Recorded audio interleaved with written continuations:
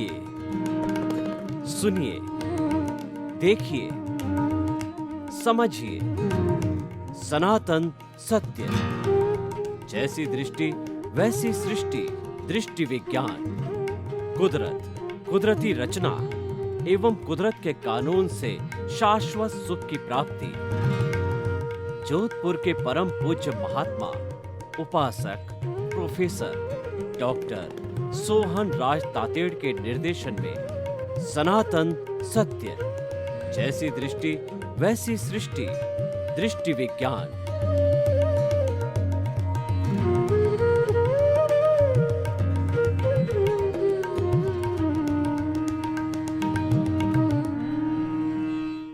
भाई और बहनों, मातृशक्ति को नमन।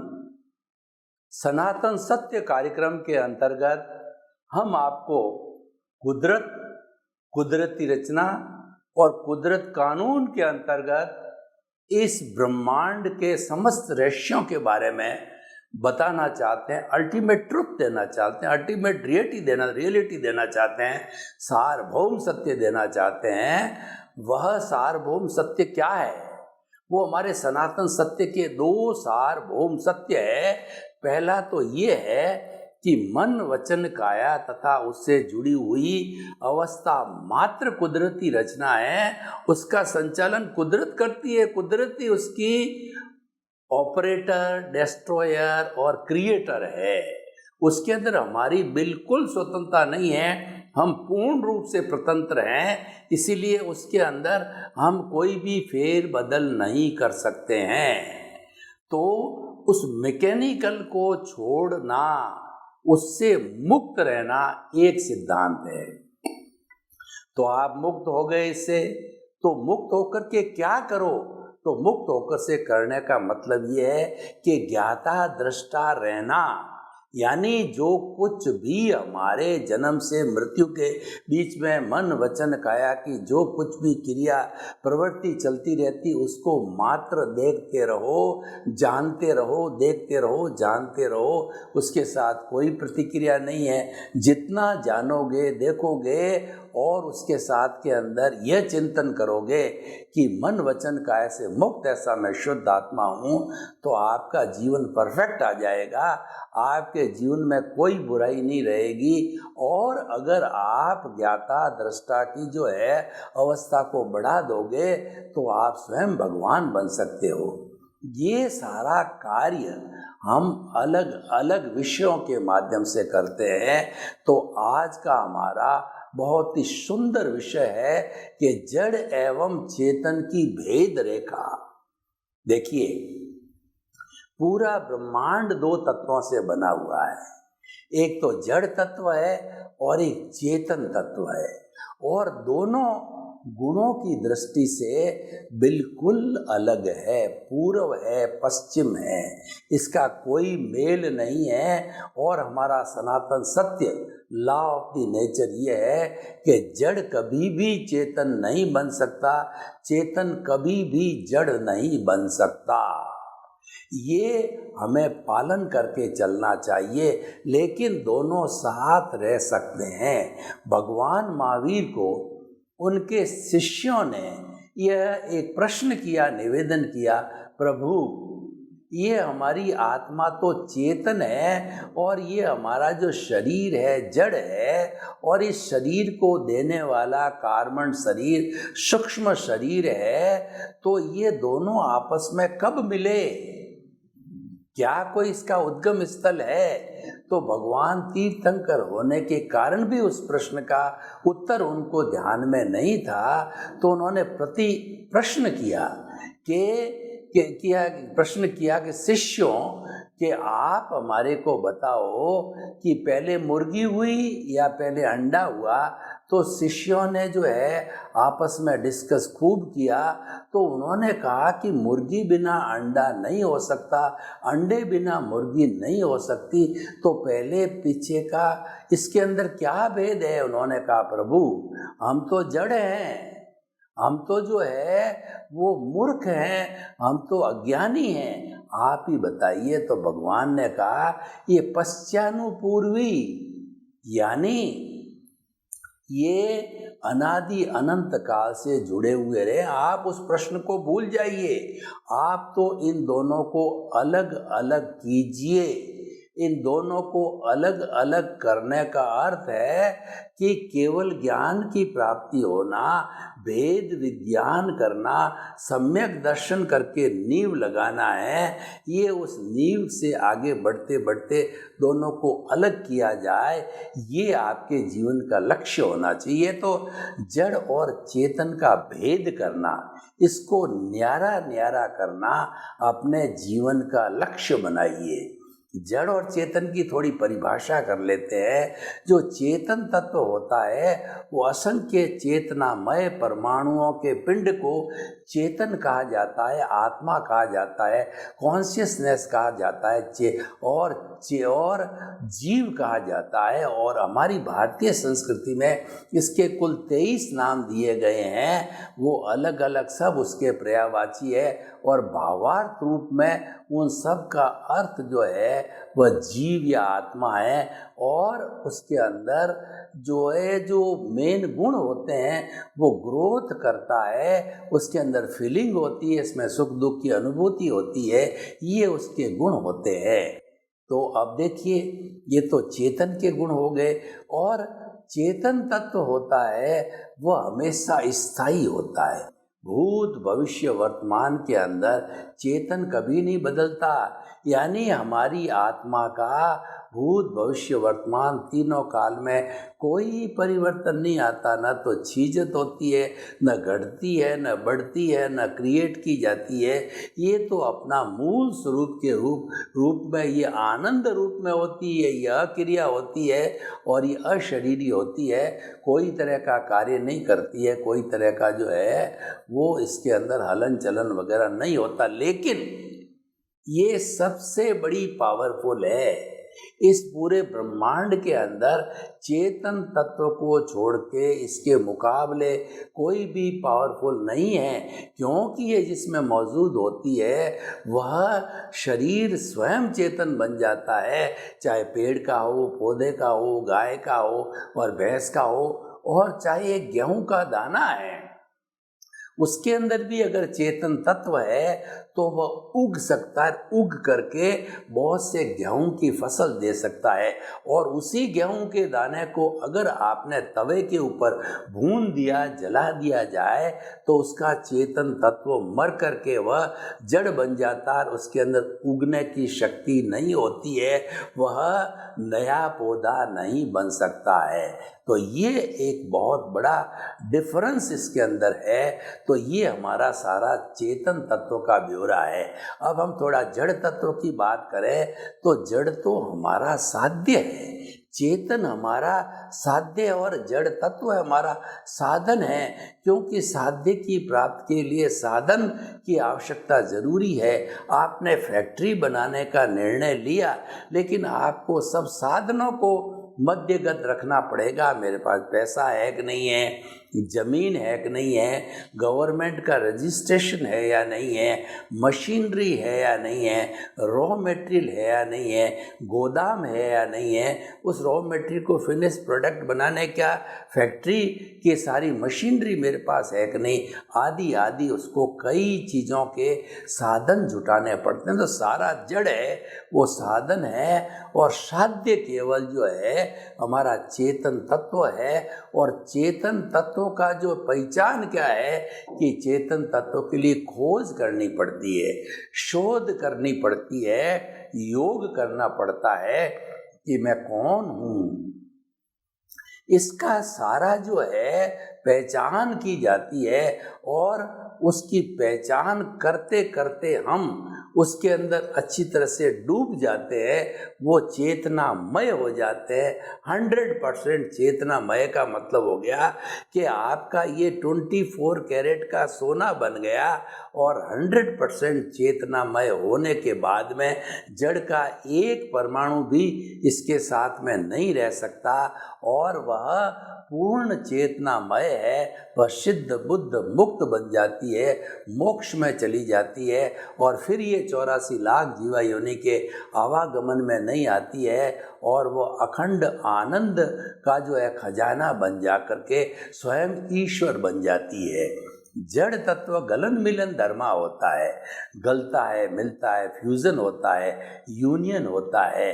तो ये दोनों आज मिट्टी है, वह जो है टूट करके सोना बन जाती है, सोने से चांदी बन जाती है, चांदी से हमारे कुल 116 तरह के जो है वैज्ञानिकों ने जितने जितने भी एलिमेंट्स बताए हैं वह उसमें रूपांतरण होकर के बन जाता है। और जो जड़ तत्व है उसके अंदर रूपांतरण होता है, ठोस द्रव में बदलता है, द्रव गैस में बदलता है, गैस वाइब्रेशंस में बदलती है। जो मैं बोल रहा हूँ ये सारा वाइब्रेशंस जो है कन्वर्ट होकर के मोबाइल में, टीवी में आपके सामने प्रवचन रूप में आ जाएगी, क्योंकि ये सारा पुद्गल है और पुद्गल के अंदर कन्वर्शन होता है। पुद्गल टेम्परेरी है, पुद्गल जड़ है और पुद्गल नाशवान है, ये समाप्त हो जाता है। लेकिन सब कुछ समाप्त होके कन्वर्ट होकर के भी ये सारा जो है हमारे ब्रह्मांड के अंदर हर वक्त में एक सा रहता है।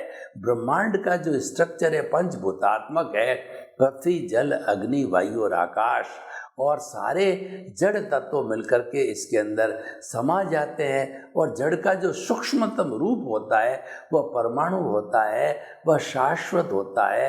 वो भगवान महावीर ने बताया कि वह नॉन डिस्ट्रक्टिबल है, नॉन डिविजिबल, उसके टुकड़े नहीं किए जा रहे हैं। वर्तमान में वैज्ञानिक ने अणु तोड़ करके और उसके जो है बोसोन है और न्यूट्रॉन है, प्रोटॉन है और ग्लूकोन है और उसके साथ साथ के अंदर गॉड पार्टिकल बोसोन तक पहुंच गया, टुकड़े करता ही जा रहा है। इसका मतलब अभी तक वो परमाणु पे नहीं पहुंचे हैं। और भगवान महावीर के क्या जो फरमाया हुआ परमाणु है उस तक पहुंच भी नहीं पाएंगे, क्योंकि वो परमाणु है अति सूक्ष्म है। उसको इंद्रियों के द्वारा या विज्ञान के किसी भी इंस्ट्रूमेंट के द्वारा नहीं देखा जा सकता है।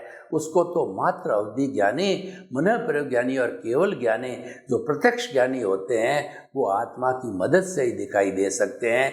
वह इंद्रियों से या मति ज्ञान से, शुद्ध ज्ञान से दिखाई नहीं देता है। तो ये सारा जड़ का ब्यौरा है।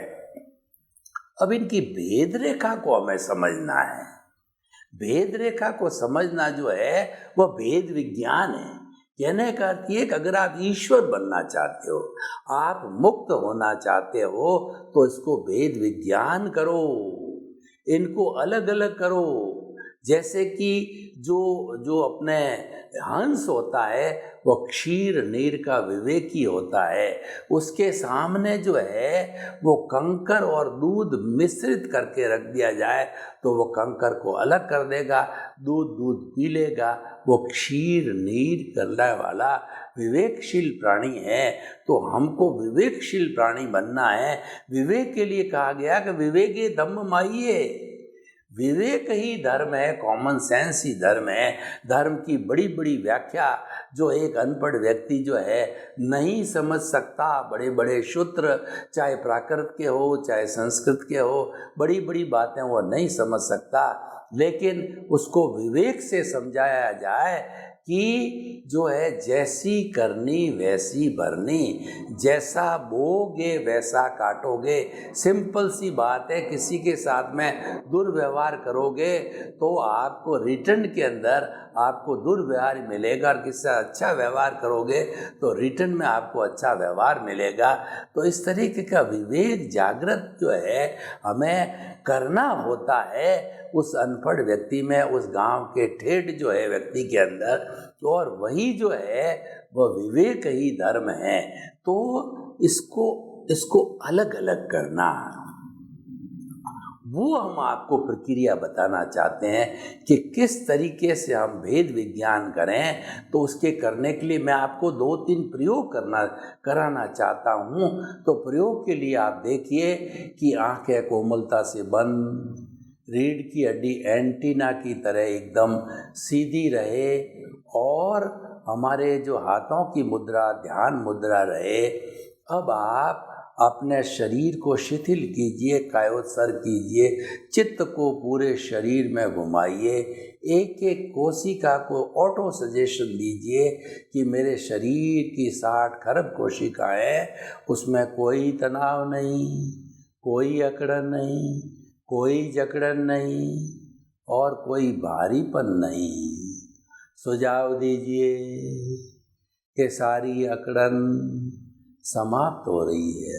अनुभव कीजिए पूरा शरीर शिथिल हो रहा है। अनुभव कीजिए पूरा शरीर रुई की मान हल्का हो गया है। अनुभव कीजिए मेरा शरीर मेरे स्थान से 1 फुट ऊपर उठ रहा है। पूरा शरीर शिथिल। अपने चित्त को दोनों जो नाक के नथुनों के बीच में केंद्रित कीजिए। आते जाते श्वास को देखिए, श्वास को लंबा कीजिए, गहरा कीजिए। जाता हुआ लंबा सांस, आता हुआ लंबा सांस, शीतल सांस, गहरा सांस, समतल सांस। सांस शिथिल हो गया, शरीर शिथिल हो गया।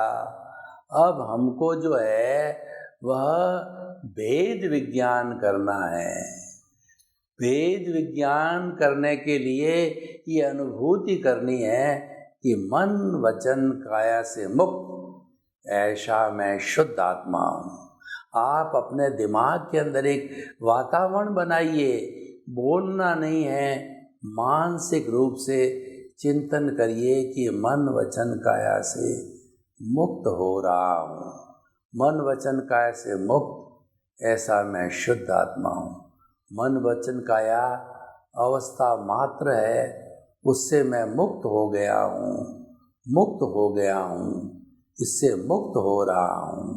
मन वचन काया से मुक्त हो गए तो आप अब श्वास जो भरते समय कहिए मैं।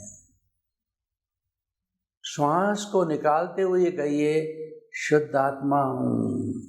श्वास को भरते हुए मैं।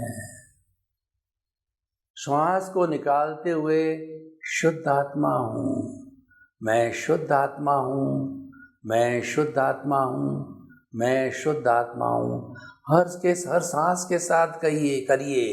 और स्वाभाविक है कि आपके विचार भी चल रहे हैं, पूरी मुक्तता नहीं हो रही है। तो जब कभी भी आपको बुरा विचार आए तो जैसे हवन के अंदर हम कोई भी सामग्री को डाल करके, सुगंधित सामग्री को, धूप वगैरह को डाल के कहते हैं स्वाहा, तो आप उस हवन रूपी जो यज्ञ के अंदर आप भी बुराई का स्वाहा कीजिए। मैं बड़ा व्यक्ति हूँ, कर्ता भाव आया, स्वाहा। ये घर मेरा है, स्वाहा। फिर चिंतन कीजिए मैं तो शुद्ध आत्मा हूँ। फिर आया कि मैं बड़ा व्यक्ति हूँ, स्वाहा। चिंतन कीजिए मैं तो शुद्ध आत्मा हूँ। इस प्रकार चिंतन करते करते हमें भेद विज्ञान होगा। हमारे में अनुभूति आने लगेगी कि आत्मा अलग है, शरीर अलग है। अब दोनों आँखों को खोलिए और देखिए धीरे धीरे श्वास भारी हो रहा है, शरीर भारी हो रहा है। और प्रभु ने उनकी हाजिरी से ये कार्य हुआ। बिना प्रभु की हाजिरी से कोई काम होता ही नहीं है। ये तो मुर्दा बन जाएगा। वो आशीर्वाद जो हथेली पे आया प्रभु का, प्रभु ने आशीर्वाद दिया, उस आशीर्वाद को 3 बार अपने आप हथेली को मसल करके और सिर के ऊपर लगाइए और उस प्रभु की अनुभूति कीजिए। ये अनुभूति जो है वह हमारी ज्ञाता दृष्टा की अनुभूति है। आप मात्र जानने वाले, देखने वाले अलग हो गए और ये मन वचन काया रूपी जो सोहन राज का जो पुतला है ये अलग हो गया। ये भी आप मानिए कि ये पुतला तो मेरा पड़ोसी है, ये पुतला तो मेरे नाभि के अंदर तेजस केंद्र में रहता है, और मैं तो जो है आज्ञा चक्र के ऊपर बैठा हुआ शुद्ध आत्म तत्व हूँ, और मेरी भाव सत्ता के रूप में मेरे परिवार के सदस्य है, वो प्रज्ञा है, वो संवर है, वो समता का भाव है, वो ज्ञाता दृष्टा भाव है, वो हमारा वेद विज्ञान है। और हम बड़े आनंद के साथ में रहते, आनंद मेरा लक्षण है। और मैं तो अशरीरी हूँ, मैं तो सुख का धाम हूँ। अशरीरी होने के नाते मैं केवल जान सकता हूँ, देख सकता हूँ, और मेरी यही क्वालिटी, इसके मात्र कोई क्वालिटी नहीं। तो आप आज्ञा चक्र में रह करके, और जो ये पुतला मन से सोच रहा है, वचन से बोल रहा है, काया से कोई भी कार्य कर रहा है, मात्र उसको जानते रहिए, देखते रहिए। जब जानते देखते रख जाएंगे तो भेद विज्ञान हो जाएगा, जड़ और चेतन की भेद रेखा हो जाएगी। तो भाइयों और बहनों, निष्कर्ष के रूप में ये बात कर रहा हूं मैं कि हमको जीवन में करना क्या है। हमारा सनातन सत्य का लक्ष्य ये है कि हम जीवन में आपको जो है वो, हम आपको जो सम्यक दर्शन देना चाहते हैं, आपको पॉजिटिव थिंकिंग देना चाहते हैं। आपकी रॉन्ग बिलीफ क्या है कि मैं करता हूँ, ये कार्य मैंने किया, मैं और मेरा, जितना आप बोलते हो करते हो, ये रॉन्ग बिलीफ है। इसको समाप्त करके और हम आप में नई चेतना संचारित करना चाहते हैं। आपके रोम रोम को ये बताना चाहते हैं कि मैं तो जो है निमित्त हूँ, निर्दोष हूँ, अकर्ता हूँ, और शुद्ध आत्मा और संसार के सभी प्राणी भी ऐसे ही है। तो हम ये कहना चाहते हैं, जड़ और चेतन की भेद रेखा क्या है वो हमें समझना होता है। वो बिल्कुल साथ साथ चल रही है कि जड़ जो है वो मन वचन काया से मुक्त है, मन वचन काया ये जड़ है, और जो शुद्ध आत्मा है ये चेतन है। तो मन वचन काया से मुक्त, ऐसा मैं शुद्ध आत्मा हूँ। मन वचन काया से मुक्त रहना है, ये ज्ञाता दृष्टा भाव है, ये दृष्टि विज्ञान है, और मैं शुद्ध आत्मा हूँ, ऐसा चिंतन करना है। अपने जो स्वरूप की जानकारी करना है, अपने आप को पहचानना है। जब हम अपने आप को पहचानने में लग जाएंगे तो हरी अनंत हरी कथा, हरि की कथा में लग जाएंगे, संसार की कथा को छोड़ देंगे, संसार की कथा करने लग जाएंगे। इसका मतलब ये है कि उदय और प्रारब्ध से हम प्रभावित हो गए, उसके साथ बह गए और उसकी कथा के अंदर लग गए, और हरि अनंत हरि कथा अनंत के अंदर हम लग गए। इसका मतलब ये कि चेतन से हमने नाता जोड़ दिया है, और मन वचन काया से मुक्त हो गए। हम जो है संसार से मुक्त हो गए हैं और चेतन के साथ जुड़ गए हैं। जब 24 आप चेतन तत्व के साथ में रहोगे, प्रतीति जागृति और अनुभव को बढ़ाते रहोगे।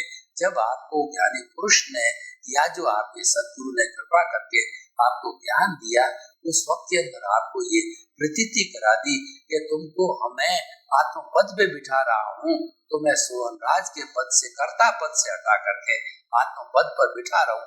ये साफ साफ कह करके वो जो है हमारे अनंत अनुबंधी कषायों को क्षीण करते हैं और कषायों को भस्मीभूत करते हैं और हमको आगाह करते हैं, अब मैंने तुम्हारे को जो है वो अंतरात्मा पद पर बिठा दिया है।